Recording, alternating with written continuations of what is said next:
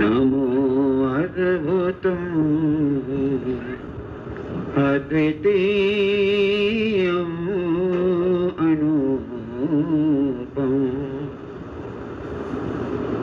नहीं रूप कोई है सब रूप तेरे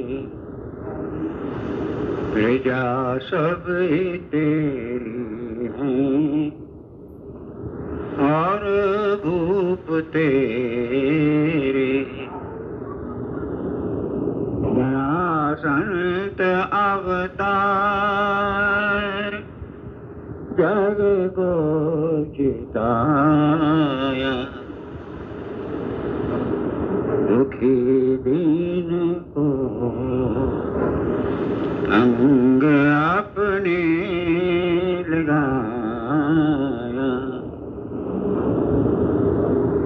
दिया संग सत्य का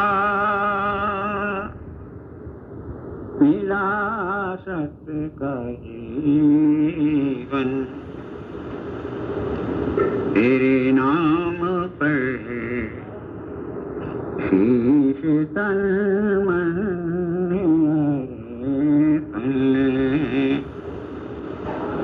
तेरे नाम पर शीश तन मन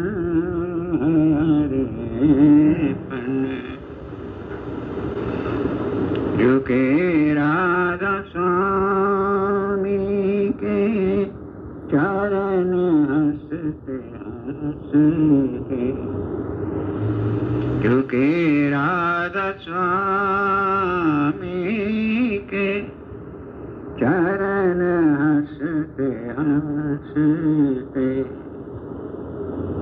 तुझे कहते हैं सब नमस्ते नमस्ते तुझे कहते हैं सब नमस्ते नमस्ते नमो सतगुरु सच्चिदानंद रूप नमो अद्भुतम् अद्वितीयम् अनूपम् श्रद्धेय उपस्थित हमारे आचार्य बंधुओं, पूज्य माताओं, बहनों, बेटियों और प्यारे सत्संगी भाइयों, प्यारे बच्चों, जैसा अभी श्री गंजू जी महाराज ने फरमाया,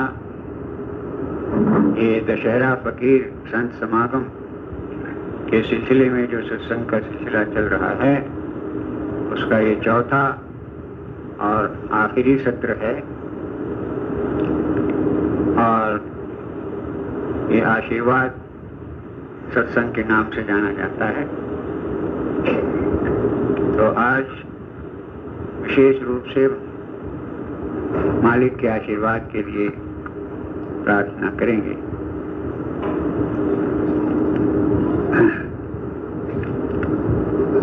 आज जिन परिस्थितियों में होकर संसार गुजर रहा है,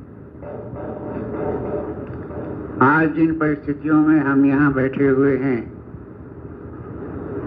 ये परिस्थिति एक असाधारण और विशेष परिस्थिति है और इसको कह सकते हैं घोर संकट की परिस्थिति, महासंकट की परिस्थिति, और भी कुछ कह लें, जिससे इसके भय से सारा संसार और सारी मानवता आतंकित है और त्रस्त है और उसे कोई रास्ता नहीं दिखलाई देता अपने बचाव का, इस संसार के बचाव का। संसार की धरती की जो सबसे बड़ी ताकत है, जिसको कहते हैं सिंगल पोलर पावर, एकमात्र ध्रुव शक्ति, अमेरिका। अमेरिका आज सबसे डरा हुआ देश और राष्ट्र है, जिसको अपने धन पर, अपने दौलत पर, अपने ऐश्वर्य पर और अपने ताकत पर गर्व था। उसका गर्व आज चूर चूर है और वो चिंतित है, घबराया हुआ है कि क्या होने वाला है। कोई रास्ता नजर नहीं आता। आज इंसानियत, विश्व मानवता ऐसी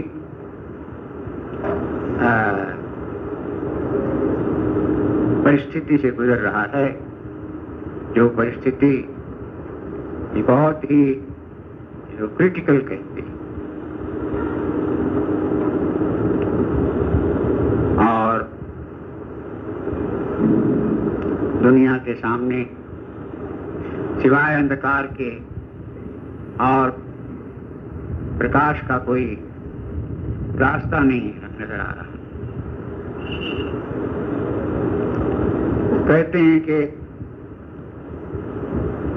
विज्ञान ने कोई ऐसी मशीन नहीं बनाई कि आने वाले संकट की हमको सूचना पहले से दे दे, ताकि हम अपने बचाव के लिए तैयार हो जाएं, कुछ कर सकें। लेकिन सच्चाई तो ये है कि परम दयाल जी महाराज ने आज के 60 साल पहले, लगभग आज के 60 साल पहले दुनिया को ये बुलंद आवाज में चेतावनी दी कि संसार पर, दुनिया पर संकट आने वाला है, आ रहा है, तबाही बर्बादी आ रही है और उसको कोई रोक नहीं सकता। क्यों? कि ये विश्व मानवता का ये प्रारब्ध कर्म है। प्रारब्ध कर्म से कोई बच नहीं सकता, न कोई बचा सकता। प्रारब्ध कर्म में मालिक भी दखलंदाजी नहीं करता। प्रारब्ध कर्म सबको भुगतना पड़ता है। तो इस वास्ते इससे बचाव का कोई रास्ता इंसान के पास नहीं। और इसी वास्ते ऐसी घोर परिस्थिति में राधा स्वामी दयाल को स्वयं अवतार लेना पड़ा। कोई कार्य होता है वो एक कारण से नहीं होता। जब बहुत सारे कारण इकट्ठा हो जाते हैं तो एक कार्य संपन्न होता है। तो बहुत से कारण, बहुत सी परिस्थितियां ऐसी इकट्ठा हो गई संसार के ऊपर कि राधा स्वामी दयाल को स्वयं अवतार लेके आना पड़ा। और वही परम दयाल जी महाराज के रूप में अवतरित हुए और उन्होंने संसार को चेतावनी दे दी कि मैं इसलिए आया हूं धरती पर कि मैं देख रहा हूं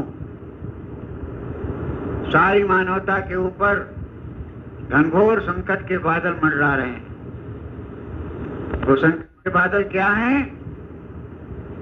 मनुष्य ने जैसे संकल्प किए हैं अपने मन में, अपने भेजा में, अपने चित्त में, अपने मन में जैसे संकल्प किए हैं, वो इतने गंदे संकल्प हैं, इतने काले संकल्प हैं कि और वो संकल्प जो निकलते हैं इंसान के मस्तिष्क से, वो मिटते नहीं हैं। वो ऊपर आकाश में मौजूद रहते हैं, अंतरिक्ष में। और जब समय आता है तो वो बरस पड़ते हैं। जैसे बादल उठते हैं सागर से तो वो नष्ट नहीं होते, वो ऊपर इकट्ठे हो जाते हैं, मंडराते रहते हैं। और समय पर वो बरसते हैं। तो उसी तरीके से ये जो संकल्प के बादल हमारे दिमाग से निकलते हैं वो भी ऊपर इकट्ठे हो जाते हैं और वो मौजूद रहते हैं, और जब उनका समय आता है तो वो बरस पड़ते हैं। बरस पड़ते हैं तो जैसे संकल्प हमने किए हुए हैं, अपने अंदर से जैसे संकल्प निकाले हुए हैं, वैसा ही हमको उसका परिणाम, उसका फल, नतीजा हमको आ जाता है। उससे कोई बच नहीं सकता। तो परम दयाल जी महाराज तो राधा स्वामी दयाल थे। लोग उनको संत सद्गुरु मानते हैं, परम संत मानते हैं, ऐसी बात नहीं है। वो संत सद्गुरु नहीं थे, परम संत नहीं थे। बहुत से लोग कहते हैं पंडित जी, हाँ, पंडित फकीर थे। बहुत से लोग कहते हैं पंडित। अव्वल तो संत पंडित नहीं होता। कोई संत को पंडित कहना उसका अपमान करना है, आसन भी नहीं। हाँ, ये जरूर है कि समाज में सबसे ऊंचा स्थान पंडित का है, इसमें कोई दो राय नहीं है। लेकिन ये कहा जाए कि सबसे ऊंचा स्थान दर्जा पंडित है, ये बात गलत है। पंडित क्यों होता है? उसको ब्रह्म का ज्ञान होता है। अगर ब्रह्म का ज्ञान नहीं है तो पंडित कहलाने का अधिकारी नहीं है। तो पंडित को ब्राह्मण उसको कहते नहीं। ब्राह्मण माने ब्रह्म का ज्ञान रखने वाला। तो ब्रह्म का ज्ञान रखने वाला तो शिरोधारी होता ही, उसका सम्मान होना ही चाहिए। लेकिन ब्राह्मण और पंडित की महानता यही है कि जिस ब्रह्म का ज्ञान उसको हुआ है वो ब्रह्म बने।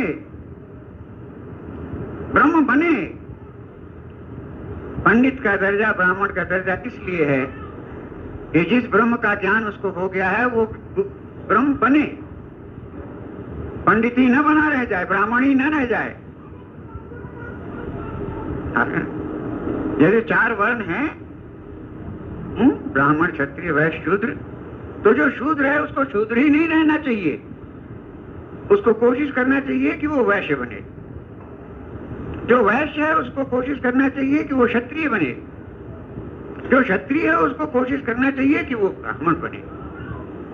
और जो ब्राह्मण है उसको कोशिश करना चाहिए कि वो ब्रह्म बने। और जो ब्रह्म बन गया उसको भी कोशिश करना चाहिए कि वो ब्रह्म से ऊपर जाके पुरुष बने। हमारी मंजिल जो है वे 4 वर्ण नहीं है, ब्रह्म भी नहीं है। भगवान गौतम बुद्ध ब्रह्म की अवस्था को पहुंचे, लेकिन उनका फिर जन्म हो गया तो कुल धरे का धराया रह गया उनका। और वो महादुखी हुए। जब महादुखी हुए तो संत सद्गुरु के शरणों में गए, शरण में, तो उनको सद्गुरु की दया से उनको ब्रह्म से ऊपर जो दर्जा होता है, ब्रह्म से ऊपर क्या दर्जा होता है? ब्रह्म से ऊपर दर्जा होता है हंस, परमहंस, और उसके ऊपर संत, परम संत। तो हमारी मंजिल तो ऊपर है और वहीं से हम सब आए हैं। यहां हम घमंड में चूर होके बैठ जाते हैं, फंस जाते हैं। हमें मालूम होना चाहिए कि अहंकार जो है वो सबसे बड़ा हमारा दुश्मन है। 5 दुश्मन है हमारे। हम उनको दुश्मन नहीं कहना चाहिए, क्योंकि हम उनको दुश्मन बना लेते हैं। हम उनको दुश्मन बना लेते हैं, नहीं तो हमारे सबसे महान मित्र हैं। काम, क्रोध, लोभ, मोह, अहंकार, काम, क्रोध, लोभ, मोह, अहंकार, ये हमें मालिक ने 5 अस्त्र दिए हुए। इन्हीं अस्त्रों के बल पर हम काम करते, हमारा काम होता है। अगर ये 5 न हो तो हम धरे के धरे रह जाएं। बात समझ में आती है? अगर काम हमारे अंदर न हो तो हम परिवार नहीं बना सकते। त्यागी बने कहीं जंगल में बैठे रहेंगे, कहीं कंदरा में बैठे रहेंगे, ये तो जिंदगी नहीं है। इस वास्ते काम जरूरी है। क्रोध, अगर क्रोध आप में न हो तो दुनिया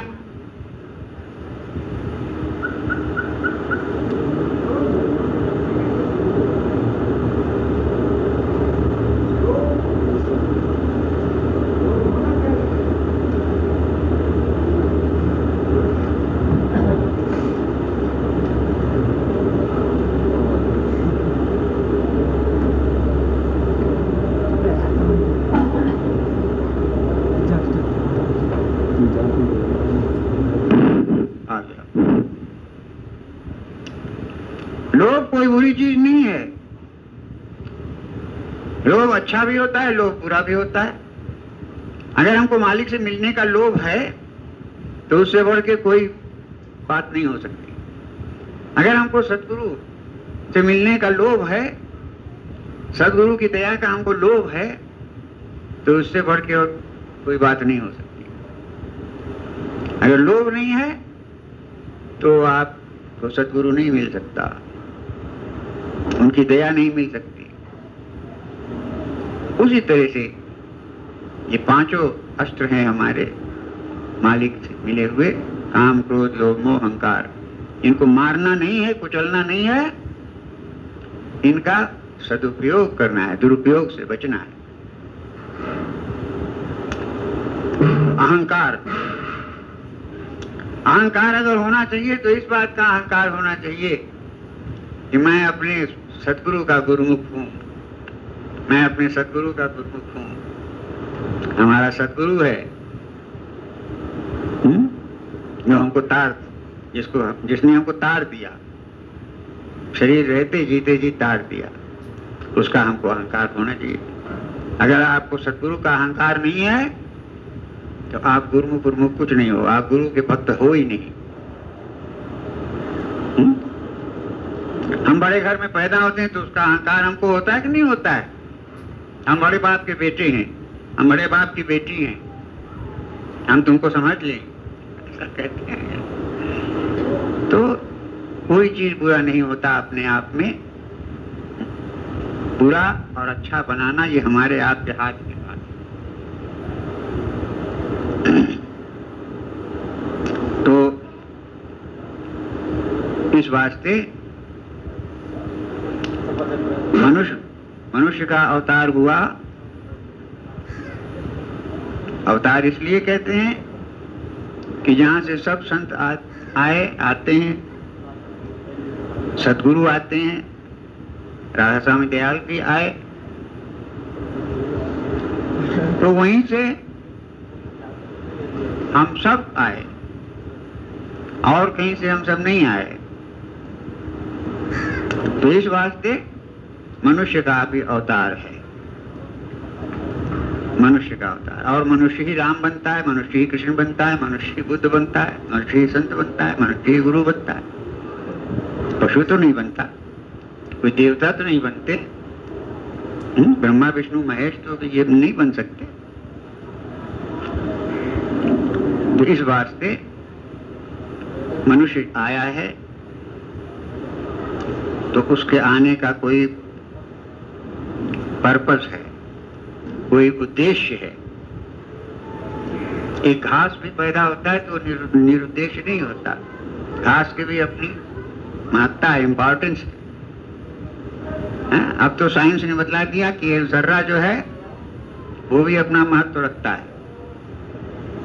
कोई एक जर्रे से एटम बम बनता है, और एटम बम जो है वो पूरे एक देश को नष्ट कर सकता है। तो कोई चीज महत्व से खाली नहीं है। अब हमें समझना है कि मनुष्य का महत्व क्या है। ये जब से सत्संग का सिलसिला चालू हुआ, 3 युग बीतने के बाद सतयुग त्रेता द्वापर बीता, तो कलयुग में स्वामी दया विचारी प्रकट करके सत्य। तो कहने का तात्पर्य है कि इस सच्चाई की तलाश में 3 युग 4 युग बीत गए और 3-4 युग का चक्कर कितना बीत गया,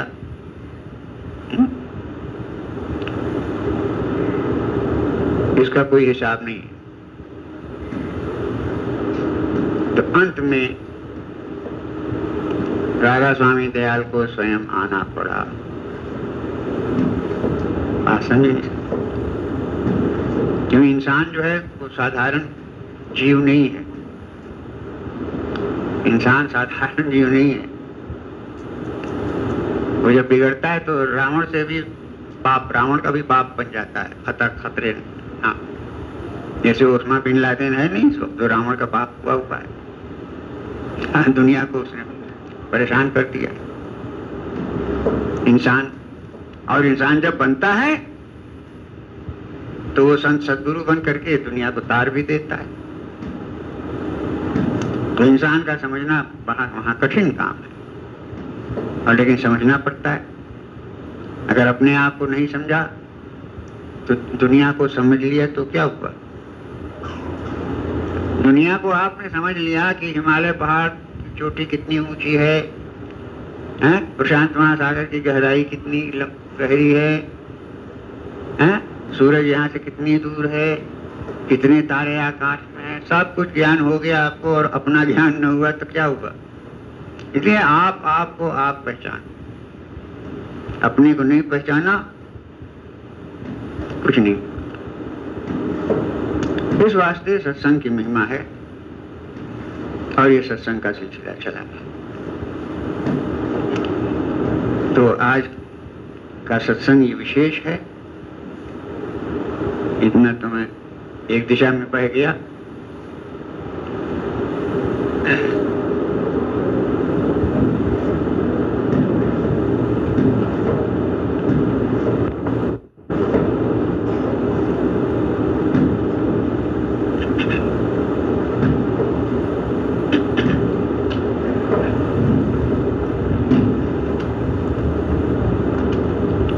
ज्ञानदाता सद्गुरु क्या कहते हैं, सुनिए। मौज से जो होने वाला है वो होगा आपसे, मौज से जो होने वाला है वो होगा आपसे। लाभ कुछ होता नहीं चिंता के तोल और माप से, लाभ कुछ होता नहीं चिंता के तोल और माप से।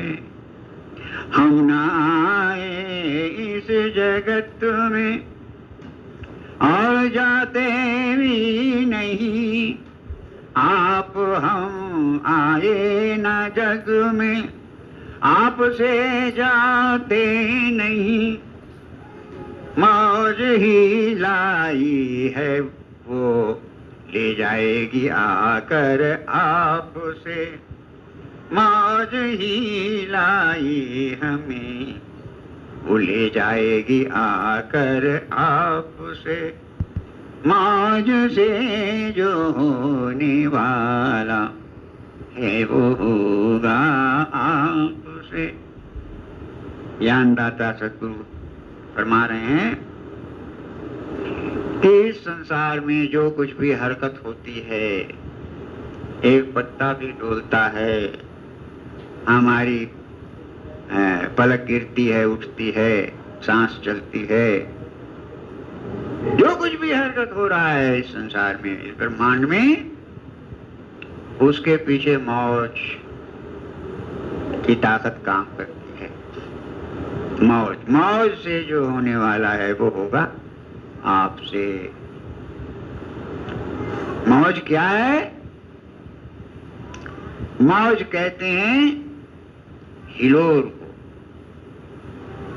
पानी में जो हवा के थपेड़े से मौज उठती है। और मौज को ये अंग्रेजी में मोशन कहते हैं। मोशन, बिना मोशन के, बिना मौज के, बिना हरकत के कुछ नहीं होता। अगर हरकत ना हो, गाड़ियां खड़ी हुई हैं, अगर इसमें हरकत बंद हो जाए तो ये गाड़ियां कुछ नहीं। हमारे में हरकत बंद हो जाए, नब्ज रुक जाए, दिल की धड़कन रुक जाए तो हम मुर्दा हैं। तो असल चीज है मौज। ये मौज कौन उठाता है, कहां से उठता है? ये मौज राधा स्वामी दयाल को, उसी की मौज है और किसी की मौज नहीं है। हम हिलते डुलते हैं, चलते फिरते हैं इस वास्ते कि मालिक की मौज हमको चलाती है, हिलाती है, डुलाती है। ये गाड़ी अपने आप कुछ नहीं चल सकती। इसका मालिक जो बैठेगा उसको हरकत देगा, स्टार्ट करेगा, हरकत देगा। या हरकत नहीं होगी तो वो गाड़ी नहीं चल सकती। बात समझ में आ रही? हरकत देता है ड्राइवर गाड़ी को तो उसमें से पहले शब्द निकलता है। देखते नहीं, गाड़ी में आवाज निकलती है, उसके बाद उसमें चिंगारी निकलती है, उसमें हीट, गर्मी निकलती है, उसमें एनर्जी बनती है, तो प्रकाश है। तो इस तरीके से मौज, मौज से शब्द, शब्द से प्रकाश, प्रकाश से एनर्जी और एनर्जी से दुनिया का सारा काम चलता है। बिना एनर्जी के कुछ नहीं। तो सबके पीछे क्या हुआ? मौज। अगर मौज ना हो सब मुर्दा। इस बात पे कहते हैं मौज से जो होने वाला है वो होगा आपसे। मौज हमारे हाथ में तो नहीं है किसी के। हृदय धड़कता है कि हमारे धड़कन चलाने से चल रहा है, सांस चल रही है हमारे चलाने से चल रही है? नहीं, हम तो खिलौना है उसके हाथ के, और वो हमें खेल रहा है। जैसे बच्चा खिलौना खेलता है, चाबी भर देता है और खिलौना नाचने लगता है, कूदने लगता है, आवाज करने लगता है, बच्चा खुश होता है। उसी तरीके से मालिक मौज करके और बैठ के अपना तमाशा देखता है। तो मौज से जो होने वाला है वो होगा आपसे। मौज उसकी, उसके हाथ की बात है, हमारे आपके किसी के हाथ की बात नहीं है। तो लाभ कुछ होता नहीं चिंता के तोल और माप से। इसलिए ज्ञानदाता सद्गुरु कहते हैं कि क्यों चिंता करके मरते हो, क्यों चिंता करके अपना खून जलाते हो, अपना भेजा जलाते हो और बीमारियां पैदा करते हो। जितनी बीमारियां हैं उसकी माँ है चिंता, जितनी बीमारियां हैं उसकी मदर है चिंता। चिंता से सब बीमारियां पैदा हो। इसलिए उन्होंने कहा मौज से जो होने वाला है वो होगा आपसे। लाभ कुछ होता नहीं चिंता के तोल और माप से। अगर सद्गुरु से हमको कोई सबसे बढ़िया बेहतरीन चीज मिली है तो यही मिली है कि चिंता नहीं करो, तुम अचिंत रहे, डरो प्यारा। ये सद्गुरु का उपदेश है नंबर 1। इससे बड़ा उपदेश कोई नहीं। तुम अचिंत रहे, डरो प्यारा। अगर आप में दम है, कर सकते हो तो अपनी चिंता को रोको, लेकिन आप नहीं रोक सकते। चिंता को नहीं कोई रोक सकता है। घर में सब कुछ भरा हुआ है लेकिन फिर भी हम कल की चिंता करते हैं।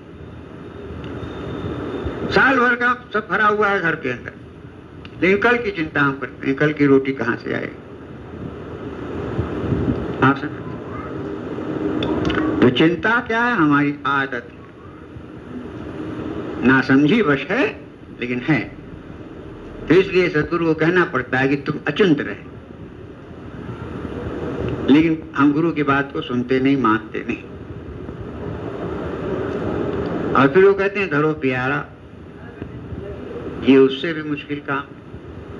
चिंता को अगर हम छोड़ भी दें तो गुरु से प्यार हम नहीं कर सकते।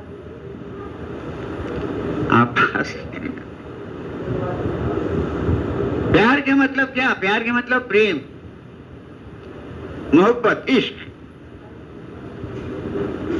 वो जीव के हाथ में नहीं है, वो दुनिया की चीज नहीं है, जीव की चीज नहीं है। उसका मालिक भी वही है, जो मौज करता है वही मोहब्बत का मालिक है। जिसको वो दे देता है मोहब्बत या प्यार या इश्क या प्रेम, उसी को भक्ति भी कहते हैं। मालिक जिसको देता है उसी को ये चीज नियामत मिलती है। वरना हम तो स्वार्थी जीव हैं, हम तो स्वार्थी जीव हैं, दुनिया के कुत्ते हैं हम। किसका पावे लूट लें, किसका पावे खा लें। आप समझे? इतने बड़े बड़े लोग बने बैठे हुए हैं, उनके मन में एक ही विचार उठता रहता है, जोर मारता रहता है, किसका पावे खा लें, किसको लूट लें और अपना घर भर लें।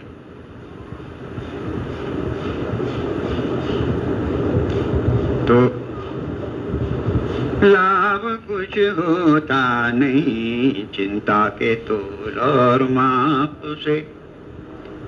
ज्ञानदाता सद्गुरु हमें ज्ञान दे रहे हैं, कोई फायदा नहीं चिंता करने से। चिंता करने से एक पैसा नहीं आता। एक पैसा आता है अगर तुमने किसी को एक पैसा कभी दिया है तो वही पैसा लौट के तुमको आ जाएगा।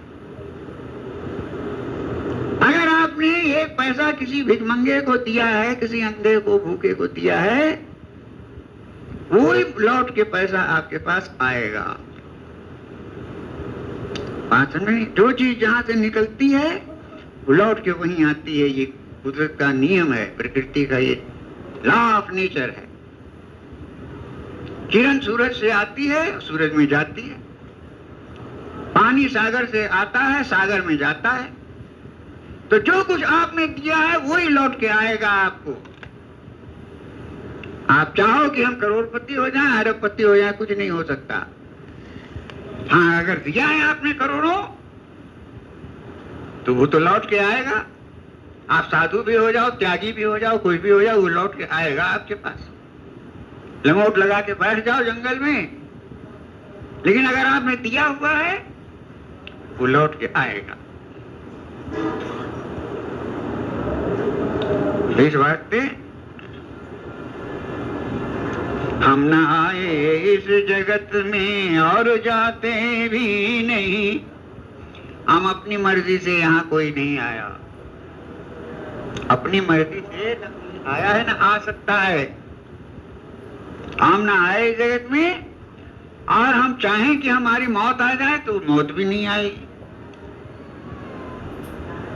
ऐसे भी लोग हमने देखे हैं जो कब्र में पांव लटकाए बैठे हुए हैं, मौत का इंतजार कर रहे हैं, क्योंकि दुनिया से वो पक चुके हैं, समझ चुके हैं दुनिया में सिवा कष्ट और तकलीफ के कुछ नहीं है। ऐसे भी लोग हमने देखे हैं, अपनी कब्र खुदवा के और पांव लटकाए उसमें बैठे हुए हैं कि मौत आती तो इसमें समा जाते, मौत आती, लेकिन मौत आती थी। इंतजार कर रहे हैं मौत का। तो हम ना आए इस जगत में और जाते भी नहीं। मौज ही लाई है, वो ले जाएगी आकर आपसे।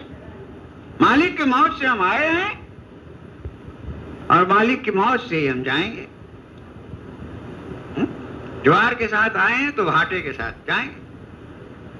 ज्वार भाटा उठता समुद्र, मौज का खेल है।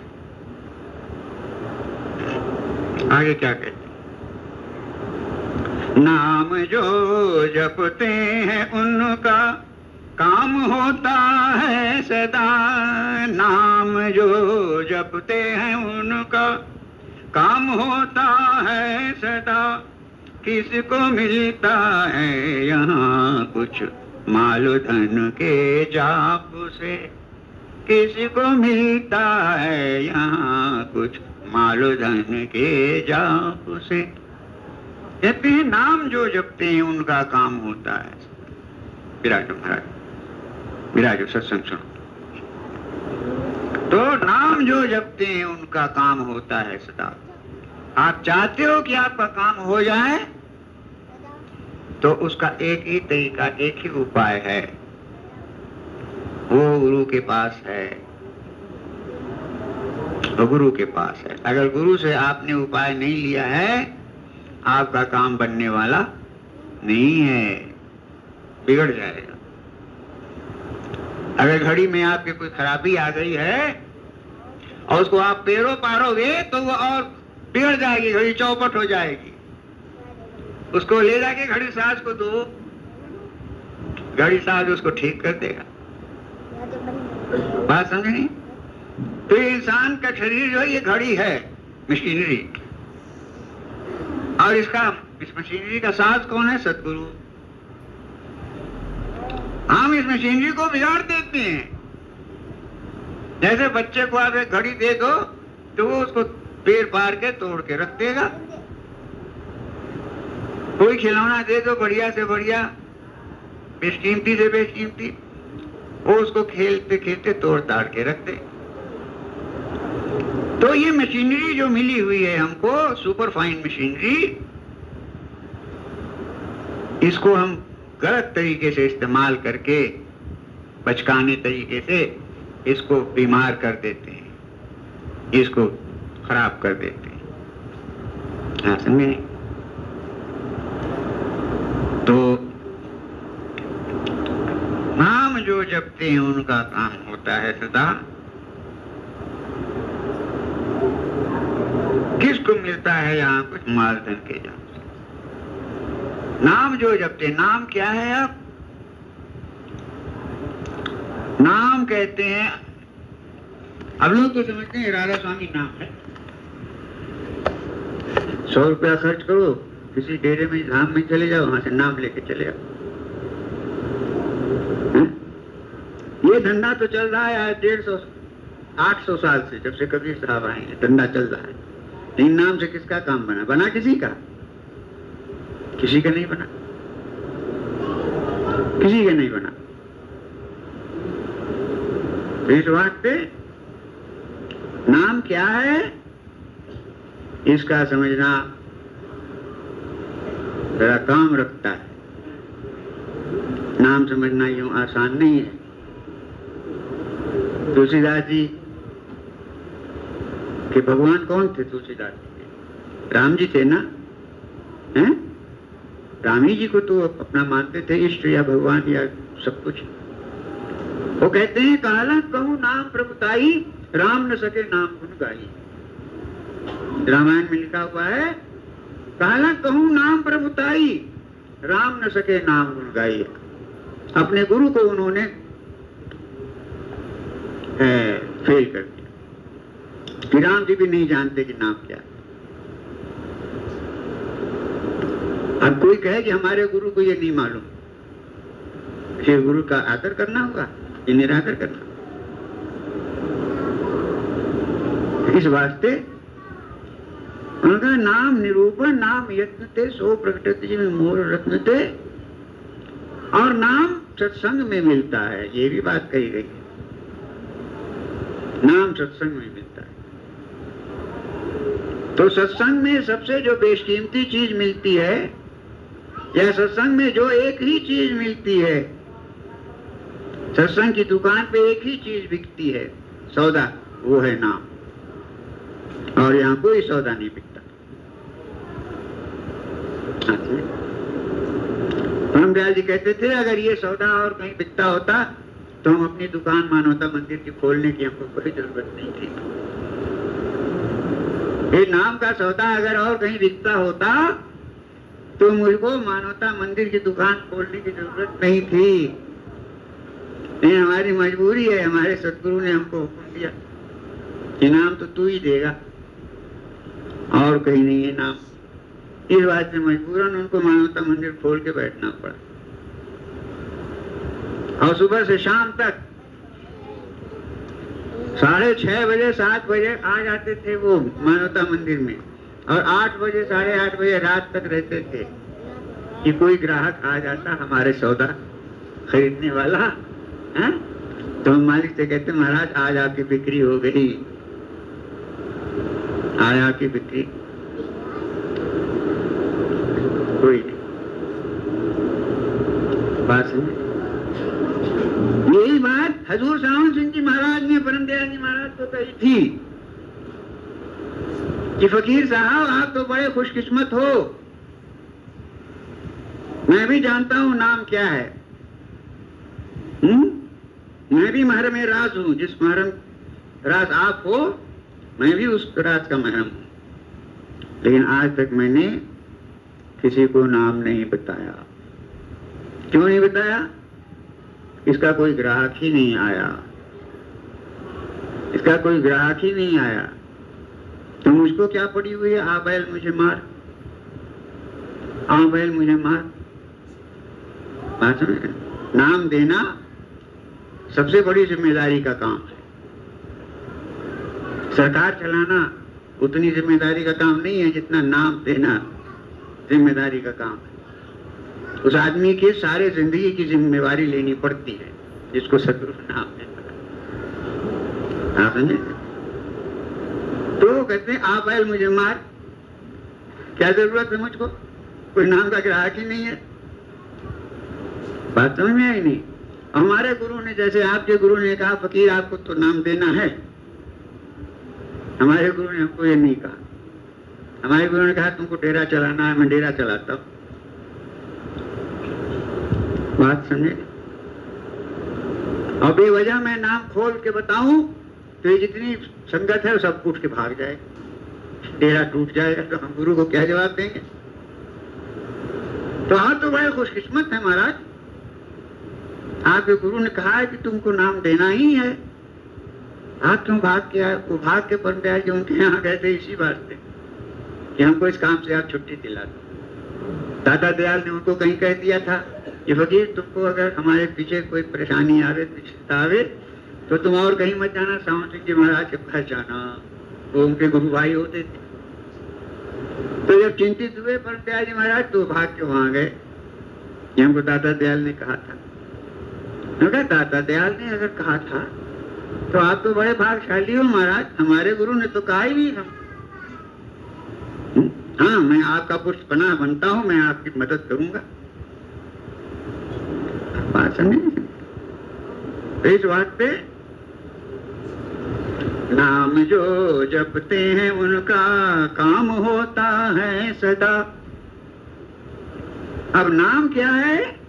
नाम वो चाबी है जिससे सारे ताले खुल जाते हैं मास्टर की। नाम वो चाबी है जिससे सारे ताले खुल जाते हैं, आपके किस्मत का ताला भी खुल जाता है। लेकिन सवाल ये है, ये चाबी और किसी के पास नहीं है, ये चाबी सदगुरु के हाथ में, और सदगुरु हर किसी को देता नहीं। ये भी मुश्किल की बात है। अगर सबको देता होता तो सब अपने किस्मत का ताला खोल देता। ये बात नहीं है। तो सदगुरु जिसको समझता है अधिकारी, उसको वो नाम की चाबी देता है जिससे सारे ताले खुल जाते हैं। नाम जो जपते हैं उनका काम होता है सदा। अब वो चाबी जो है और ताला आपकी किस्मत का, वो ये साधारण ताला थोड़ी है, वो नंबर वाला ताला है, नंबर वाला। आप समझे नहीं? Secret number. और सीक्रेट नंबर अगर आपको मालूम है तो ताला खोल सकते हो, नहीं तो नहीं खोल सकते। ताला हाथ में है, उसकी चाबी भी उसी में है, लेकिन उस ताले को आप खोल नहीं सकते क्योंकि वो सीक्रेट नंबर आपको नहीं मालूम है। तो सदगुरु वो सीक्रेट नंबर दे देता है तो ताला आप खोल सकते हो, अपनी किस्मत का ताला खोल सकते हो। तो नाम जो जपते हैं उनका काम होता है सदा। सदगुरु तो वो सीक्रेट नंबर देता है, लेकिन हम उसको ध्यान नहीं देते, उसको याद नहीं रखते। हम समझते हैं राधा स्वामी सुमिरन करने की चीज है, राधा स्वामी, इससे कुछ नहीं होता। अगर राधा स्वामी करने से कुछ होता तो राम राम करने से भी कोई बन जाता, अल्लाह करने से भी, इससे नहीं बनता कुछ। सतगुरु जो उसका राज देता है वो सीक्रेट है, सीक्रेट नंबर, उसको आप याद रखो। अगर इसी का नाम है सुमिरन। सुमिरन का शुद्ध रूप है स्मरण, स्मरण याद, टू रिमेम्बर समथिंग। तो सदगुरु ने जो सीक्रेट दिया, you have to remember it, लेकिन आपने उसको रिमेम्बर नहीं किया, उसको स्मरण नहीं रखा, स्मरण नहीं रखा, भूल गए तो जाइए फिर। समझे नहीं? वो एक था नहीं अलादीन, 40 चोर। तो अलादीन उस 40 चोरों के उस द्वार पे पहुंच गया जिसके अंदर वो रहते थे। कैसे पहुंच गया वो? तब तक वो 40 चोर आए, खुल गया शमशम, दरवाजा खुल गया भाई, और 400 चोर अंदर चले गए। माल लूट के लाते थे और उसी द्वार में डाल देते थे। अरबोपति थे वो 40 चोर, सारा सामान उसमें डाल के बाहर निकल आए, बंद हो गया शमशम, बंद हो गए। अब वो अलादीन जो था कोने में खड़ा खड़ा, वो उसने देख लिया तमाशा, तो उसने कह दिया कि तो भाई जब सब चोर चले गए 40 तो उसने कहा खुल गया शमशम, तब खुल गया। अब उसमें घुस गया वो अलादीन।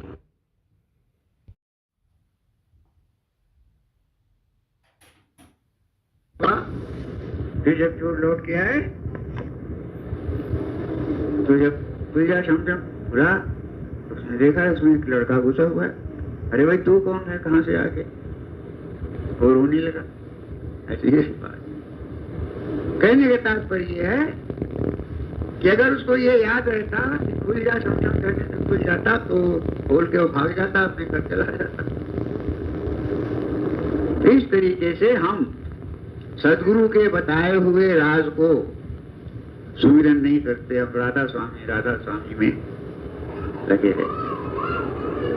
राधा स्वामी रटने से सिर दर्द आपका ठीक हो जाएगा, पेट में दर्द है तो ठीक हो जाएगा, बुखार भी ठीक हो जाता है। इतना तो है राधा स्वामी में, हम मानते हैं। लेकिन आपकी किस्मत का ताला वो तो सीक्रेट है, सदगुरु को मालूम है, और वो ही नाम। हर एक के ताले का नंबर जो है सीक्रेट अलग अलग है। सब ताले का सीक्रेट नंबर एक ही थोड़ी होता है ना। जब तो सीक्रेट ताला खरीदना बेकार हो जाएगा। अगर सबका नंबर एक ही होगा तो एक दूसरे का बक्स को सभी खोल लेगा अगर एक ही नंबर है। लेकिन ऐसी बात नहीं है, सबके तालों के अलग अलग सीक्रेट नंबर हैं। इस राज को सदगुरु ही जानता है और वो बताता है। तो आपके भाग का ताला किस नंबर से खुलने वाला है ये सदगुरु आपको बताएगा, और आपने उस नंबर को याद रखा है तो आप अपने भाग के ताले को खोल सकते हो। और अगर भूल गए जाओ, ये हमारे साथ दुर्भाग्य है। तो नाम जो जपते हैं उनका काम होता है सदा। जो सीक्रेट सतगुरु ने आपको बताया हुआ है उस सीक्रेट को आप स्मरण करो, भूलो मत। Learn it by heart. The secret told by your master, perfect master, you have to learn it by heart. भूलो मत। बात समझे नहीं? लेकिन हम क्या करते हैं? हम लापरवाही से सुनते ही नहीं है। सदगुरु बताता भी है तो हम नहीं सुनते। ये क्या गुरु महाराज कह रहे हैं, इससे क्या होने वाला? आप बात समझे नहीं। हम लोग समझते हैं कि गुरु जी अकेले में हमारे कान में राधा स्वामी कहते हैं। वो और गुरु होते हैं जो अकेले में कमरे में ले जाके राधा स्वामी, ये नाम है, ये नाम नहीं है। नाम सदगुरु आपको देता है, लेकिन हम उसको समझ नहीं पाते। तो हम तो दुनिया के कुत्ते हैं ना, हम दुनिया के कुत्ते हैं। कुत्ते को अगर हीरा दो तो कुत्ता उसको उसकी क्या कीमत लगावेगा? उसको तो टुकड़ा चाहिए, हड्डी चाहिए। सूखी हड्डी दे दो कुत्ते को तो वो बड़ा खुश हो जाएगा। लेकिन अगर हीरा दोगे तो वो इधर फेंक देगा, उधर फेंक देगा। तो वी आर डॉग्स, हम दुनिया के कुत्ते हैं। सदगुरु हमको हीरा देता है, हम कहते हैं हमको तो हड्डी चाहिए। आप देखते हो होटलों में बैठ के लोग कितनी शान से हड्डी चबाते हैं। जब मांस खा लेते हैं तो उसकी हड्डी चबाते हैं। आप बताओ, अरे हड्डी फेंक देना चाहिए। मांस खा लिया आपने, हड्डी फेंक देना नहीं, हड्डी ठोक ठोक खाते। तो हम हीरे की कदर नहीं जानते, इसलिए हमको नाम नहीं मिलता। और ये हमारे दुखों का कारण है। तो नाम जो जपते हैं उनका काम होता है सदा। क्या मतलब हुआ? सदगुरु ने जो आपको सार भेद दिया हुआ है उसको आप याद रखो। बात समझ में आती है? कैसे? जैसे हकीम या वैद्य या डॉक्टर बैठा हुआ है और 100 मरीज आए हुए हैं, वो देखता है, निगाह डालता है, वो समझ लेता है कौन किस मर्द में मुब्तला है। तो एक एक करके वो मरीज को बुलाता है और उसको देखता है, समझता है, उससे पूछता है। उसके बाद वो लिखता है उसका इलाज, दवा, लेकिन डायग्नोसिस लेते हैं। लेकिन वो ये कहता है कि देखो भाई, मैं ये दवा तब लिखूंगा तुमको जब तुम हमारे बताए हुए परहेज पर चल सकते हो। परहेज जो मैं बताऊंगा उसको तुमको अगर मंजूर है तब तो तुम दवा ले जाओ, नहीं तो भाग जाओ। बात समझे? परहेज is more important than medicine.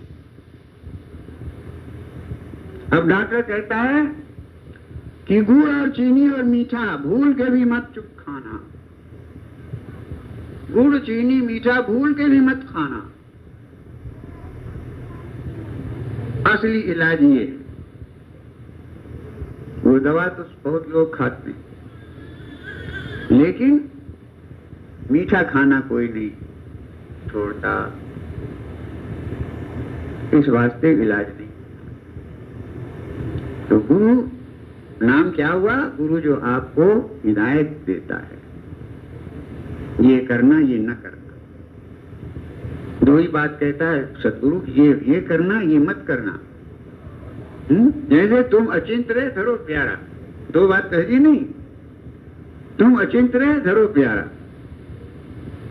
लेकिन किसी से ये होता नहीं। हम चिंता भी करेंगे और गुरु से प्यार भी नहीं रखेंगे। बात समझे?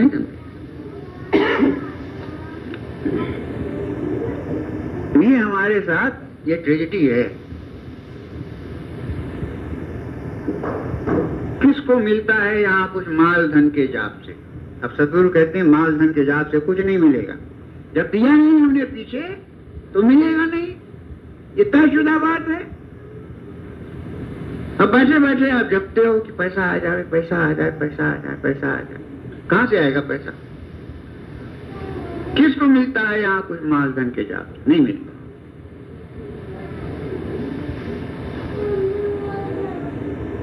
अपनी करनी आप भरनी और का क्या आसरा, अपनी करनी आप भरनी और का क्या आसरा, काम कहो किसका बना, भाई से और माँ बाप से। कहते हैं अपनी करनी आप भरनी और का क्या आसरा। हम जो काम करेंगे उसका नतीजा, उसका परिणाम हम ही को भोगना पड़ेगा। आप समझे नहीं? हमारे भाई को नहीं भोगना पड़ेगा ना। जब नारद मुनि गए उसको, वो जो डाकू था वाल्मीकि डाकू था नहीं, तो उसका कुछ और नाम भी था। हाँ, तो वो डाकू था, उसका काम था कोई आया उसको लूट लेता था, नहीं देता था तो मार भी देता था, लूट के सामान माल घर ले जाता था। ये उसका धंधा था, पेशा था। तो एक दिन वो आ गए नारद मुनि, वो उसको भी, वो ऊपर बैठा रहता था पेड़ पर, और जब आदमी नीचे से गुजरे उसके ऊपर कूद पड़ता था। तो नारद जी जो गुजरे पेड़ के नीचे तो कूद पड़ा उनके गर्दन, आज ला निकाल माल जो कुछ तेरे पास। कहे भाई माल तो कुछ नहीं है मेरे पास, तुम हो कौन? भाई जल्दी माल निकाल, नहीं तो मैं तेरी गर्दन नाप दूंगा। अरे तू मेरी गर्दन वर्दन नहीं नाप सकता, तू बता तू कौन है, ये क्यों करता है? बहरहाल उसने कहा कि मैं डाकू हूं और मैं तो, मेरा यही धंधा है, जल्दी से माल निकाल, मैं तुम्हें मार दूंगा। उन्होंने ये कहा कि तुम मुझको मार वार नहीं सकता है, इस भुलेखे में मत रहना, लेकिन तू ये बतला ये जो तू काम करता है इसका नतीजा तेरे घर वाले भोगेंगे या कि तू अकेले भोगना पड़ेगा? तो कहते ये तो करना है, तो जाके घर में पता करके आ पड़े। तो उसने क्या किया, नारद मुनि को पेड़ में बांध दिया। ये तो भाग जाएगा, जब तक हम घर पूछने जाएंगे तो भाग जाएगा। तो उन्होंने कहा कि बांध दे पेड़ में भाई। वो घर गया, माँ बाप सामने पड़े, तो भूखे थे। उन्होंने कहा क्या लाए हो बेटे, कुछ खाने पीने को लाए हो? तो उन्होंने कहा कि पिताजी पहले इस बात का जवाब दो हमारे, ये जो हम काम करके लाते हैं सामान, ये अच्छा काम है कि बुरा काम है? अब आप चौपन्ना हो गया। उसने कहा ये सवाल तो पहले आज ये पूछ रहा है। खैर, तो कहा कि भाई काम तो तेरा ये ठीक नहीं है, काम तो तेरा ठीक नहीं है, लेकिन पेट के लिए सब कुछ करना पड़ता है। तो ये जो हम काम करते हैं इसका फल हम अकेले भोगेंगे कि उसमें भी आप हिस्सा बटाओ? तो कहता है कि कर्म में कोई किसी का हिस्सा उससा नहीं बटाता, धन में तो बटाता है लेकिन कर्म में नहीं बटाता कोई किसी का हिस्सा उससा, खुद उसको भोगना। माँ से पूछा, माँ ने भी यही बात कहा, बेटा जो पिताजी कहते हैं भी ठीक है। अंदर गया तो पत्नी बैठी हुई थी, तो उससे कहा भाई तू बता।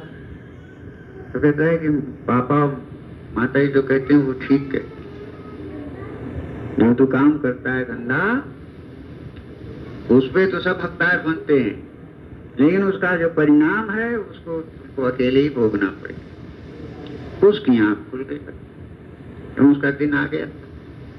अब वो मुंह लटकाए हुए वहां पहुंच गया। तो नारद जी ने देखा तो समझ गया कि अब इसको असलियत का पता लग गया। अच्छा बता भाई, क्या कहा तुम्हारे घर वालों ने? वो गिर गया उनके चरणों पे, रोने लगा, कहना महाराज आपकी बात बिल्कुल सुनाना सही है, और मैं आज तक हमारी आंख बंद थी, हम धोखे में थे, आज सबने जवाब दे दिया है कि हम तुम्हारे कर्म के ठेकेदार नहीं है, और जो तुमको अकेले भुगतना पड़ेगा। तो अब तो हम कहीं की न रहे, अब हमारी रक्षा आप ही करो, हमारा तो अब कल्याण हो नहीं सकता, हमने तो इतना लूटा है, चाहे कहना तू चिंता नहीं कर, तुम्हारी शरण में आ गया ना, मैं तो आया ही इसीलिए हूं, तो मैं तुझको नाम देता हूं और तू इसी का स्मरण कर, तेरा कल्याण हो जाएगा। अब आप रामायण उठा के निकालो, पढ़ो, कोई पोथी निकाल के पढ़ो, उसमें यही होगा कि वो डाकू थे, मार काट करते थे, तो इसलिए जब उन्होंने नारद जी ने नाम दिया राम, तो उन्होंने कहा भाई ये तो हमसे कहा ही नहीं जाएगा, हमने तो मारने का काम किया है, मार मार मार। तो हर पुस्तक में आपको यही मिलेगा कि वो मार मार ही कह करके और पहुंच गए, ब्रह्म हो गए। नहीं, उल्टा नाम जपत जग जाना, वाल्मीकि भय ब्रह्म समाना। रामायण मैंने बहुत रामायण पढ़ी है, हर एक में यही अर्थ मुझको मिला, व्याख्या, कि उनको राम कहना नहीं आता था, इसलिए उन्होंने मार मार मार मार कहना है, जपते जपते और वो ब्रह्म हो गए। गलत बात है। तमाम सारी बातें हुई, डिस्कशन हुआ, कन्वर्सेशन हुआ, सब कुछ वो बोल सकते थे और राम नहीं बोल सकते थे। क्या मतलब है, कोई गूंगे थे वो? संस्कृत में जिसने रामायण लिखी है, संस्कृत में रामायण लिखी है, वो राम नहीं कह सकता। क्या उल्लू बनाया जाता है हम लोगों को? किसी पोथी में ये नाम इसका असली अर्थ या भाव किसी ने नहीं किया। तो ज्ञानदाता सतगुरु ने बताया उल्टा नाम तो कुछ और है, और वो उल्टा नाम ही उन्होंने ऋषि जी ने उसको दिया। क्या दिया? कि तू भाई शब्द है, तू प्रकाश है, तू शब्द है, तू शरीर नहीं है, और शब्द की धारा ऊपर से नीचे आई हुई है, नीचे तक तुम दुनियादार है। इसी धारा को तू पलट के नीचे से ऊपर चलाया तो तू ही ब्रह्म है। सीधी सी बात तो इतनी है। कहां से? बस गुरु से उनको भेद मिल गया और वो वही पेड़ के नीचे बैठ गए और उल्टा नाम जपत जग जाना। उल्टा नाम क्या मतलब है?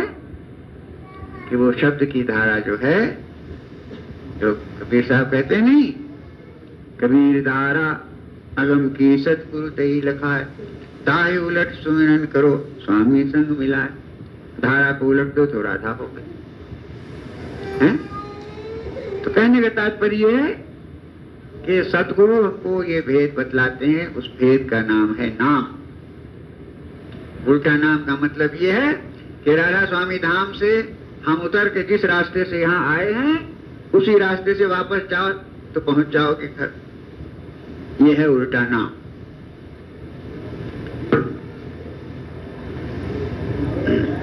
राधा स्वामी नाम का सुमिरन हो उठते बैठते, नाम छुटकारा दिलाएगा भरम से पाप से।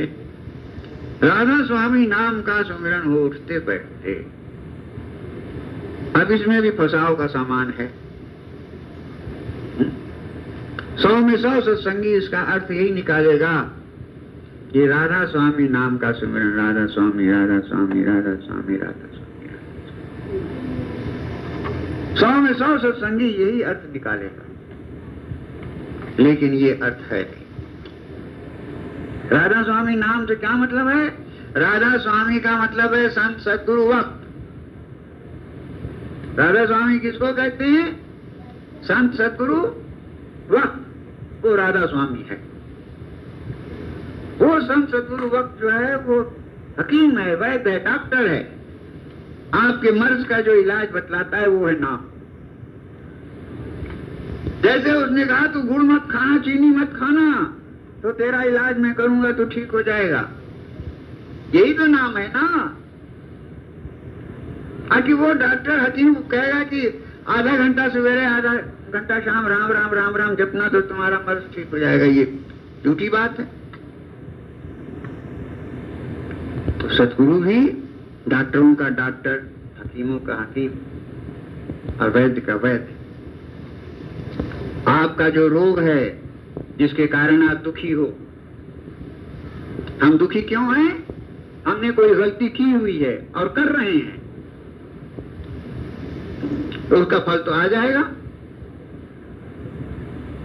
तो डॉक्टर के पास जब हम जाएंगे, सतगुरु के पास, तो वो डायग्नोसिस कर देगा कि भाई देख, तू ऐसा काम करता रहा है ना,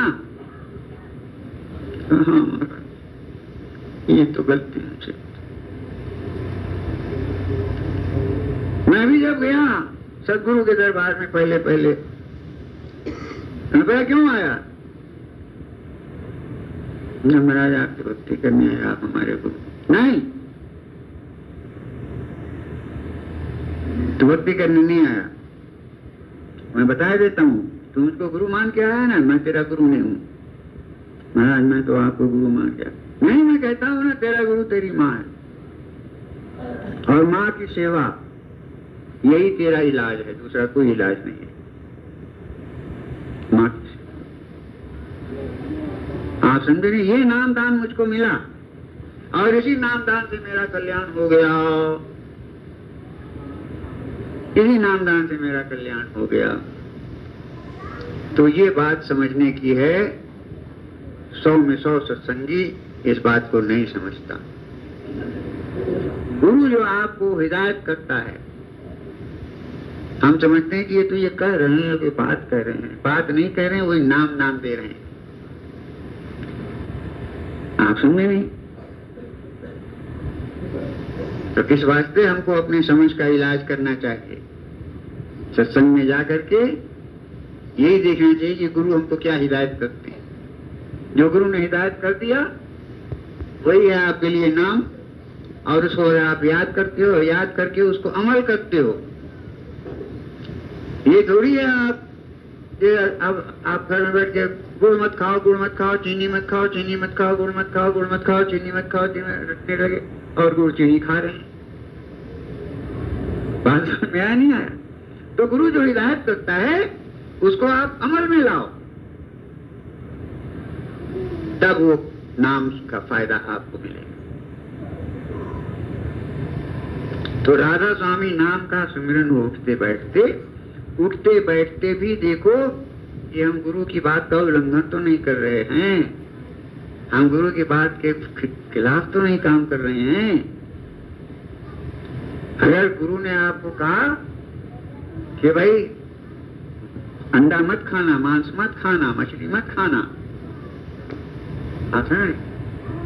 तो आपको चौकस रहना चाहिए कि भूल से भी इस चीज को न हाथ लगाना। अगर हाथ लगा दिया तो बस गए। फिर गुरु की बात को जहां काटा कि वही काल बन के आपको निकल जाएगा। गुरु की बात का काटना मौत को निमंत्रण देना है। कोई समझेगा इस बात को, याद करेगा, लेकिन याद करने की जरूरत है। आज जरूरत है। आज दुनिया जो भुगत रही है वो अपनी करनी को भुगत रही है। तो इस बात पे नाम छुटकारा दिलाएगा भरम और पाप से। सद्गुरु जो आपको हिदायत करते हैं, उस हिदायत पर आप चलो, वही नाम है, उसी से आपका सच्चा कल्याण होगा। तो ये तो मौज की बात हमने कही, लेकिन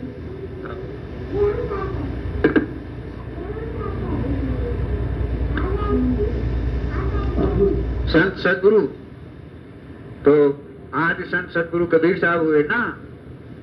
कबीर साहब को हुए 800 साढ़े 800 साल हो गए। तब से सत्संग का सिलसिला चल रहा है, और तब से लेकर के स्वामी जी महाराज, उनके पहले कबीर साहब, तुलसी साहब, स्वामी जी महाराज, हजूर महाराज, दाता दयाल महाराज, परम दयाल महाराज, गुरुओं का सिलसिला और सत्संग का सिलसिला चलता चला। इस सत्संग से सत्संगी को क्या मिला? क्या मिला? किसी कॉलेज में, किसी यूनिवर्सिटी में आपने 8 साल बिताया, तो उससे मिला क्या आपको? कोई डिग्री मिली? अगर कोई डिग्री नहीं लाए आप किसी कॉलेज यूनिवर्सिटी से और 8 साल वहां से भी गुजार दिया, खेल के मैदान में गुजार दिया, तो उससे क्या मिला? उसे बढ़ के नालायक और क्या होगा? कौन होगा? तो हमको सोचना चाहिए कि इतना साल हमने अपनी जिंदगी का सत्संग में गुजारा, अब हमको मिला क्या? सारे गृहस्थी घर में बैठ के रोते हैं, सारे गृहस्थी घर में बैठ के रोते हैं, हमको ये कष्ट है, हमको ये कमी है, हमको ये कष्ट, हमको ये कमी। कोई सुखी नहीं। आप कहोगे आप किस अधिकार पर ऐसा कहते हो? मैं अपने अधिकार पर नहीं कहता। कबीर साहब आज गुरु कहते हैं, कहत कबीर सकल जग दुखिया, कहत कबीर सकल जग दुखिया, सांची कही तो कोई न माने, अझूठ कहा नहीं जाई। संत कभी झूठ नहीं बोलता, उसे गर्दन काट दो तो मंजूर है उसको, लेकिन झूठ नहीं बोलेगा। ये संत की महिमा है। मैंने कहा कि सांच कहूं तो कोई न माने, झूठ कहा नहीं जाई। ब्रह्मा विष्णु महेश्वर दुखिया, जिन्हें राह चलाई, जिसने दुनिया बनाई हुई है, चलाने वाला है, पालन करने वाला है, वो ब्रह्मा विष्णु महेश भी महादुखी है। हमारी आपकी क्या गिनती है? कोई सुखी उखी नहीं है। जो सुखी अपने को कहता है वो नाटक करता है, वो महादुखी है। बात आप समझे नहीं? ये अटल बिहारी वाजपेयी और मोहनलाल मनी ये बने हुए थे, हाँ? लेकिन क्या हुआ? आज उनसे छोड़ के दुखिया कोई धरती पर नहीं है। आज इन दोनों से बढ़ के दुखिया इस धरती पर कोई नहीं है। महाअभागे। आप समझे? तो इस वास्ते हमें ये देखना है कि सत्संग से हमें मिला क्या और मिलता क्या है सत्संग से। ये भी तो पहले जानो क्या मिलता है सत्संग से। आपको यही नहीं मालूम कि सत्संग से क्या मिलता है। वो कहता है बेटा मिल जाता है, कोई कहता है दौलत मिल जाता है, कोई कहता है कि ये मिल जाता है, वो मिल जाता है। यही सत्संग की महिमा है, ये गुरु की महिमा नहीं। गुरु की महिमा ये है कि जो हमको हमारे अपने घर पहुंचा दे, जहां से हम आए हैं हमको घर वापस पहुंचा दे। ये सतगुरु की महिमा है और सत्संग की महिमा है। अगर ये नहीं मिला तो कुछ नहीं मिला। सच्चाई क्या? सच्चाई है, सच्चाई क्या है?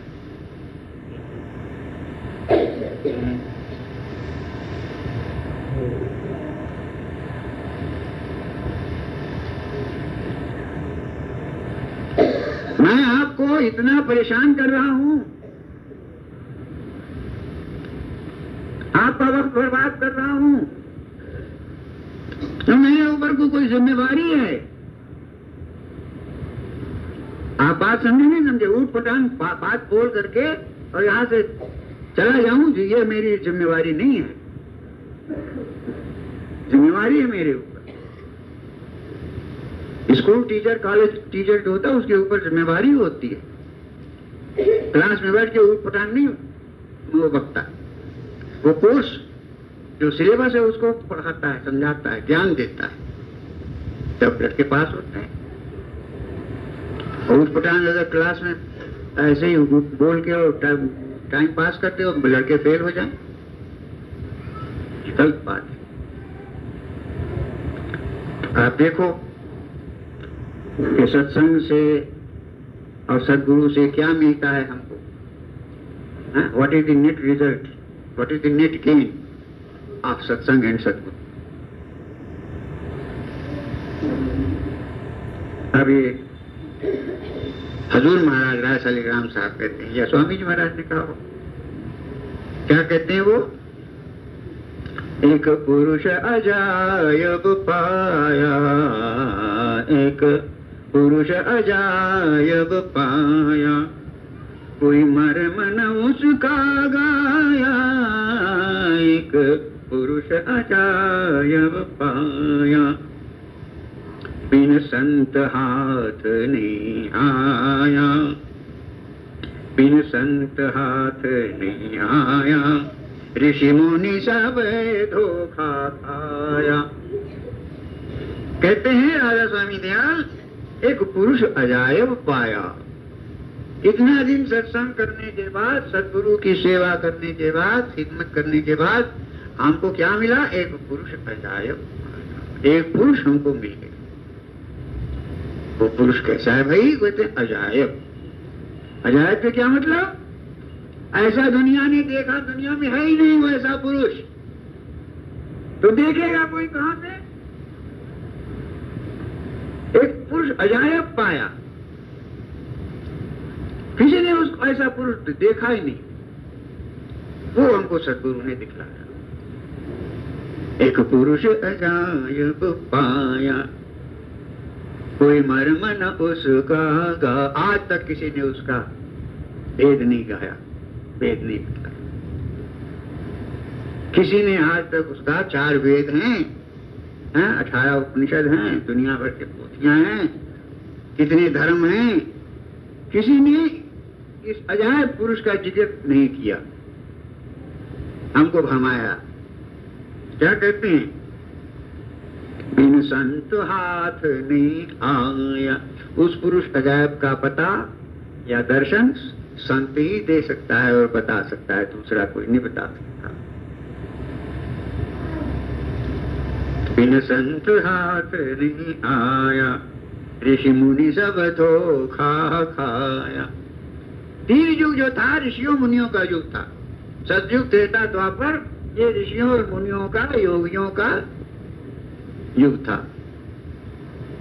तो ये तो खुद ही धोखे में थे। जो धोखे में खुद है तो आपको सही रास्ते पर कहां पहुंचावेगा ना? आपको धोखे में डाले। हमें ऋषियों ने, मुनियों ने धोखे में डाला।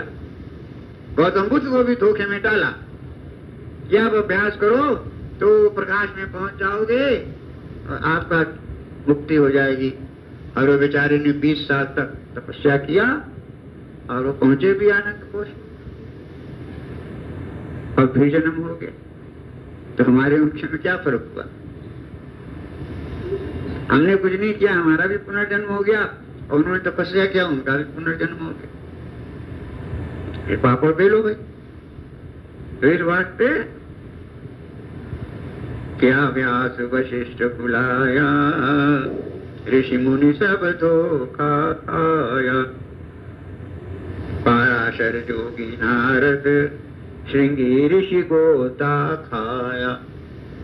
अब एक एक नाम ऋषियों के, मुनियों के, तपस्वियों के, योगियों के वो गिना रहे हैं कि सब धोखे में, सब धोखे में, सब धोखे में गए।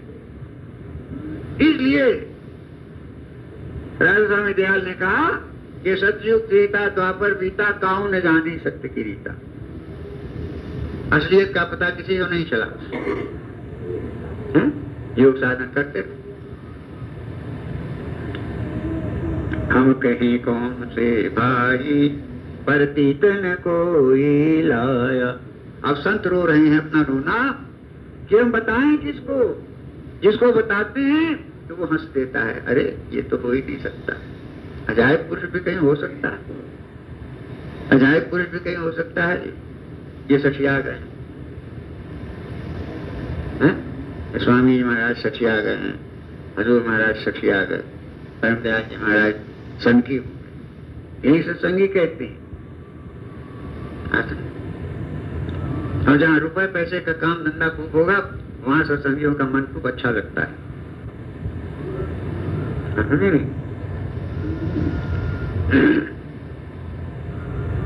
तो प्रभेद न कोई लाया। सदगुरु ने जब ये भेद खोला, बतलाया, तो किसी को विश्वास नहीं आया। संतन ये भाक सुनाया, कोई गुरुमुख बूझ बुझाया। संतों ने आकर के इस रहस्य को खोल के बताया, लेकिन कोई गुरुमुख बूझ बुझा। इस बात को समझने के वास्ते, इसका लाभ उठाने के वास्ते गुरुमुख चाहिए।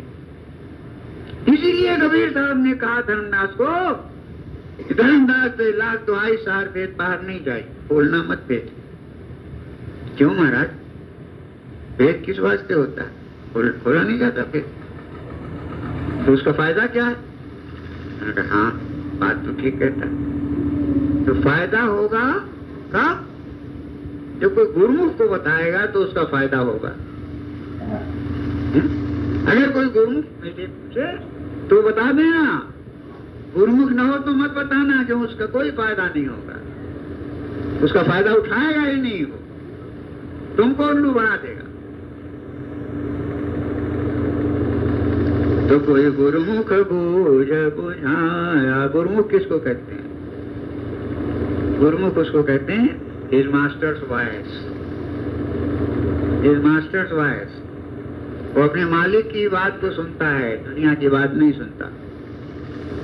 आप बात समझेंगे? मानव दयाल जी महाराज ने जब परम दयाल जी महाराज की बात सुनी पूरे ध्यान से, तब उनके बात समझ में आई। आप समझे नहीं? जब परम दयाल जी महाराज अमेरिका जाते थे, उनके ठहरने का इंतजाम 5 सितारा होटल में करते थे ईसाई लोग, अमेरिकी लोग। लेकिन परम दयाल जी महाराज सीधे जाके मानव दयाल जी के डेरे पर ठहरते थे, क्योंकि उनको तो उनसे काम लेना था। तो परम दयाल जी महाराज उनके डेरे में पहुंचे नहीं कि माता जी जो थी वो इंडिया का टिकट कटा के इंडिया आ जाती। और जब तक परम दयाल जी महाराज अमेरिका रहते थे, माता जी इंडिया में, दिल्ली में। और जब परम दयाल जी लौट के आ जाते थे तो माता जी अमेरिका। ऐसे ही 2-4 बार हुआ। तो महाराज जी ने कहा, भाई ये तुम क्या करती हो? महाराज जी आते हैं हमारे डेरे में, तुम्हारे डेरे में, और तुम चली जाती हो बाहर। अब हमको आटा मारना पड़ता है, रोटी सेकनी पड़ती है, रोटी हमसे बनती नहीं, टेढ़ी मेढ़ी रोटी बन जाती है, उसको बेलना पड़ता है गोल। और हमको सब्जी बनाना नहीं आता। तुम ऐसा क्यों करती हो? तो माता जी कहती हैं कि वो बूढ़ा आता क्यों है तुम्हारे घर में? ये बूढ़ा क्यों आता है तुम्हारे घर में? तो भाई अब ये तो वही बता सकते हैं। तुम, आपको तो नहीं समझ में आता। मैंने कहा ऐसा अब तुम कहती हो तो अब मैं समझूंगा, अब तुम कहती हो तो अब मैं समझने की कोशिश करूंगा। तो अगली बार जब परम दयाल जी महाराज गए तो उन्होंने कहा शर्त यह है कि तुम जाना मत, हिंदुस्तान यहीं रहना, तो मैं समझूंगा। अगर रोटी रोटी बनाने लगूंगा तो फिर समझने का मौका नहीं मिलेगा। तो मानव दयाल जी महाराज ने कसरत किया, फैसला किया कि ये क्या कहते हैं हम यही सुनते रहेंगे और समझने की कोशिश करेंगे। अब जब वो ध्यान लगा करके उन्होंने परम दयाल जी महाराज की बात को सुनते गए, समझते गए, तो उनकी आंख खुल गई। आखिर तो फिलासफर थे, प्रोफेसर थे, वो अनपढ़ तो थे नहीं हमारे। तो उन्होंने कहा अरे भाग, ये तो परम संत हैं, ऐसे ज्ञान की बात तो आज तक किसी ने बताया ही नहीं हमको, ये तो परम संत हैं। तो माता जी कहती है कि नहीं, तुम आप नहीं समझे हो, मैं समझती हूँ। ये हमारा घर तोड़ने के लिए आए हैं, हमारा भट्टा बैठाने के लिए आए हैं। वो क्या भाई? वो आपको निकाल के अपने पीछे लगा के ले जाएगा, हमारे बच्चे भूखे मर जाएंगे और मैं भूखे मर जाऊंगी। ये सब सारी बातें हुई। तो होता रहा तो मानव दयाल जी महाराज ने एक बार कह दिया डॉक्टर अग्रवाल को कि महाराज बात ये है कि अभी हमारी सर्विस है अभी हमारे 2 बच्चे हैं, वो पढ़ते हैं यहाँ पर, तो अभी तो हमारे में देर है, हम महाराज जी का काम अभी नहीं संभाल सकेंगे, हमारे में देर है। डॉक्टर अग्रवाल ने जाके कान फूंक दिया परमदयाल जी महाराज के, महाराज ये शर्मा तो कहता है कि अभी वो आपका काम नहीं कर सकता, अभी उसमें देर है। अच्छा साहब, गाड़ी चलती गई, गाड़ी चलती गई, गाड़ी चलती गई, और वहाँ अमेरिकनों ने तमाम सत्संग का इंतजाम किया हुआ था, कई हजार अमेरिकी सत्संगी आते थे सुनने के लिए। तो वहाँ जब खड़े हुए माइक पर, तो किसी ने कहा, my dear American brothers and sisters, now his holiness Paramdayal ji Maharaj has arrived and he will deliver his discourse. Be attentive. और माइक को परमदयाल जी महाराज के सामने रख दिया गया। तो परमदयाल जी महाराज छुट्टे कहते हैं, डॉक्टर ऐसी शर्मा, मैं कोई सत्संग वत्संग अमेरिकियों को देने के लिए नहीं आया, मैं तुझसे बात करने के लिए आया हूँ, तुझको समझने के लिए आया हूँ। क्या तूने ऐसा कहा है कि मैं आपका काम नहीं करूंगी, तू मेरा काम नहीं करेगा? अब तो डॉक्टर ऐसी शर्मा साहब बहादुर के नीचे की धरती खसक गई। नहीं नहीं महाराज, हमने ऐसा नहीं कहा, हमने तो कहा है कि काम तो मैं आपका करूंगा और करता ही हूँ, लेकिन मुझमें अभी देर लगेगी, और मेरे 2 बच्चे अभी पढ़ रहे हैं सर्विस। अरे मैं ये सब जानता हूँ, मैं बेवकूफ हूँ, मैं ये सब जानता हूँ, ये सारी जिम्मेवारी मेरी है, तुझको मेरा काम करना होगा। बता तू मेरा काम करेगा कि नहीं करेगा? अगर तू मेरा काम नहीं करेगा, आई विल कर्स यू। कांप गए महाराज। आज नहीं महाराज, मैं तो आपका काम कर ही रहा हूँ और करूंगा। बात समझ में आती नहीं आती? तो सतगुरु इस तरीके से हमारी जिंदगी बनाते हैं ठोक ठाक करके, लेकिन हम सतगुरु की बात को सुनने के लिए तैयार नहीं होते। तो संतन ये भाग सुनाया, कोई गुरुमुख बूझ बुझाया।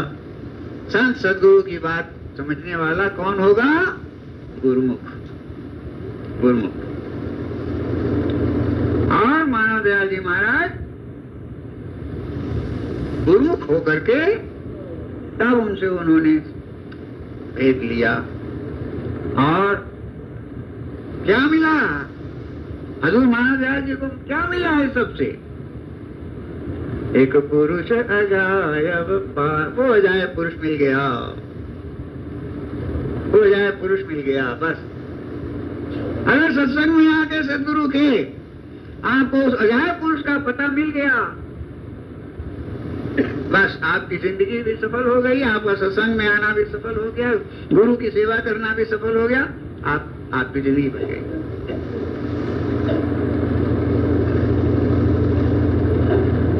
तो ये कहते हैं आगे, घट घट में काल समाया, श्रुति स्मृति का जाल बिछाया। माता जी जैसे रोकती थी रास्ता, तो ये काम काल करता है। काल ने दुनिया में माया जाल बिछाया हुआ है। वेद शास्त्र ये क्या है? ये माया जाल है। कहते हैं जहां तक ये 84 है, 84 का मतलब क्या? लिटरेचर, साहित्य, पोथी पत्र जहां तक भी है, ये काल का जाल है। इसलिए संत सतगुरु कहते हैं वाणी जालम महाजालम, वाणी जालम महाजालम। समझे नहीं? साधुयाल कहते हैं जाके गंगा में डुबो दो अपनी सारी पोथियां, जाके गंगा में डुबो दो अपनी सारी पोथियां, दिल को यकसू करने का सामान कर। तो दिल को यकसू कौन करेगा? और वो कौन होता है? उसी को कहते हैं गुरुमुख। जो दिल को यकसू, अपने ध्यान को यकसू करता है गुरु के बात पर, उसी का नाम है गुरुमुख। और वही बात गुरु की समझता है तो उसको अजायब पुरुष का पता मिल जाता है।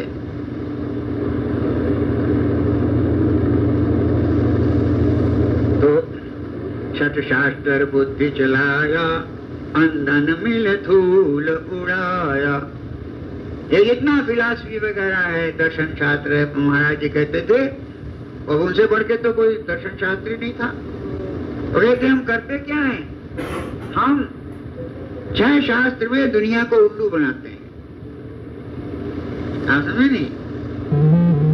जो दर्शन शास्त्र जो है ये हमको उल्लू बनाता है, फैसला नहीं देता, ये हमारे सामने समस्याएं खड़ी करता है, सवाल खड़े कर देता है, सवाल खड़े कर देता है, और फैसला नहीं बताता। महाराज जी बताते थे।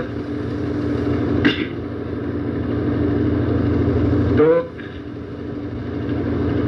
कुछ हाथ न उनके आया, बिन सतगुरु भटे का खाया। सतगुरु के बिना हम भटकते रहते हैं। सतगुरु किसको कहते हैं? सतगुरु शरीर को नहीं कहते। सतगुरु कहते हैं जो सतगुरु वचन बोलता है, जो ज्ञान देता है, वो सतगुरु है। गुरु नाम है शब्द का, गुरु शरीर नहीं है। आप समझे? कहा है कि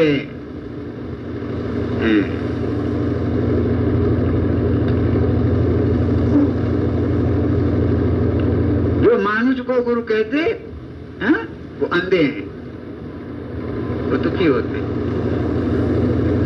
हाँ, ऐसा कबीर साहब ने कहा हुआ है। तो शरीर को गुरु नहीं कहते। इस शरीर में मालिक उतर के और हमको सार भेद बतला देते हैं, सच्ची बात बतला देते हैं, जिसकी हमको तलाश है, उसका नाम है नाम, वो नाम है, वो उसी का नाम गुरु है, शब्द गुरु। तो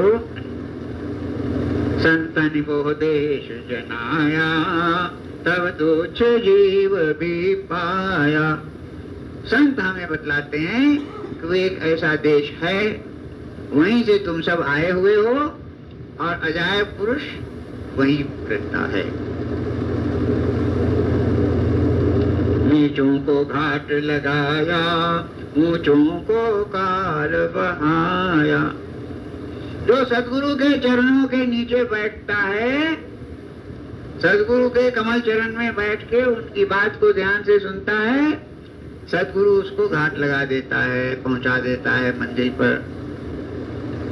और ऊंचों को काल बहाया। जो घमंड और अहंकार से बैठता है, उसको काल खींच ले जाता है।